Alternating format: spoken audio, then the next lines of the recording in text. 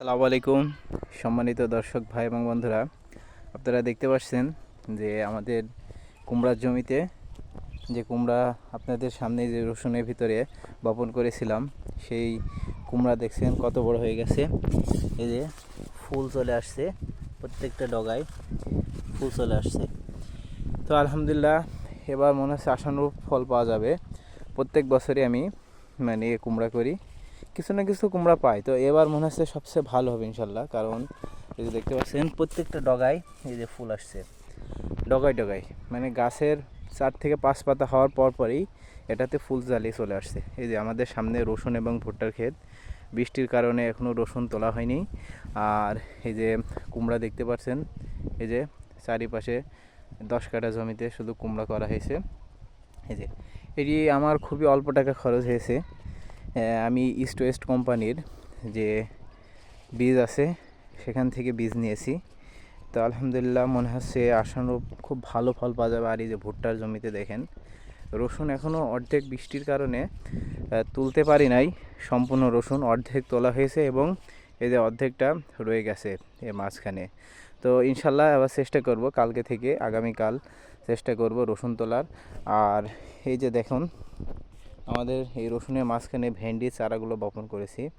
এই যে ভেন্ডি প্রত্যেকটা সারির মাঝখানে 2 হাত 1.5 হাত পর পর এই যে ভেন্ডি রোপণ করেছি। এই যে দেখতে পাচ্ছেন, এগুলো আমরা পরবর্তীতে আবার নিড়ানি দেবো। নিড়ানি দেওয়ার পর আবার সুন্দর করবো ভুট্টাগুলা। আর আমাদের যে ঝিঙার মাছ আছে, ঝিঙা লাগাইছি, সে ঝিঙা এই আপনার ভুট্টার সাথেই মাছা করা যাবে, ভুট্টার সাথেই আপনার খুঁটি হিসেবে ব্যবহার করা যাবে ভুট্টাকে। এটা আসলে বৃষ্টির কারণে অনেকটা ঝিঙার বীজ এবং আপনার চাল কুমড়া যেটা লাগিয়েছিলাম সেটা পচে গেছে, অর্ধেক অর্ধেক পাইছি। আল্লাহ পাকের ইচ্ছা, সবই আল্লাহ পাকের ইচ্ছা। আল্লাহ পাক যেহেতু পবিত্র কোরআনের ভিতর বলেছে, আল্লাহ ভয় ভীতি ক্ষুধা এবং ফসলের ক্ষতি দ্বারা আল্লাহ মানুষকে পরীক্ষা নেবে। আলহামদুলিল্লাহ, মহান রব্বুল আলামিন যা করেন তাই হবে, এটার কোনো কারণ নেই। কারণ এটাও এক ধরনের কৃষকদের বা চাষিদের পরীক্ষা। এই যে দেখুন প্রায় 1 মাসের ভিতরেই ফুল জালি চলে এসছে। আর এই কুমড়াটার মূলত 60 দিনের ভিতরেই, আমি যেখান থেকে নিয়েছি যে দোকান থেকে বলছে 60 দিনের ভিতরেই ফলন পাওয়া যাবে।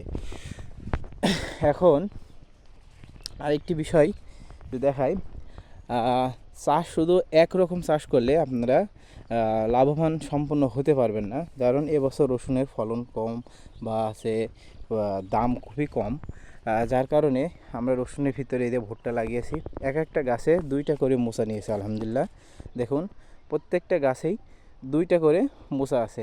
আর আপনারা চাইলেও এরকম ভুট্টা লাগাতে পারেন। আর আমাদের মূলত কৃষি সেক্টরের যে একটি কাজ, সেটা হচ্ছে বুদ্ধি।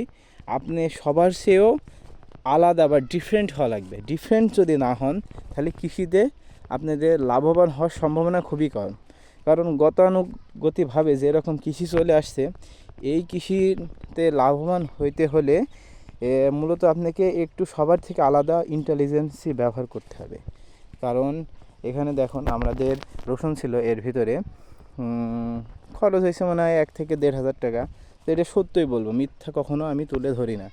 তো 1 থেকে 1.5 হাজার টাকা খরচের মাঝখানে দেখেন আমি যদি সর্বনিম্ন 10 টাকা কেজি কুমড়োও পাই, আল্লাহ পাক যদি দেয়, তাও আমি 5 থেকে 10 হাজার টাকার কুমড়ো বিক্রি করতে পারবো এখান থেকে। আজও সর্বোচ্চ হলে আলহামদুলিল্লাহ আল্লাহ পাকের দেওয়ার বিষয়।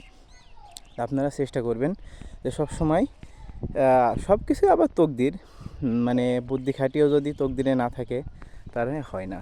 তো শেষ করছি এখানেই। আমাদের জন্য দোয়া করবেন, ইনশাল্লাহ আমরা যেন সুস্থ থাকি এবং ভালোভাবে কাজগুলো করতে পারি, এবং আমাদের ফার্মের গরুর যে কাজ আছে সেগুলো যাতে ভালোভাবে করতে পারি।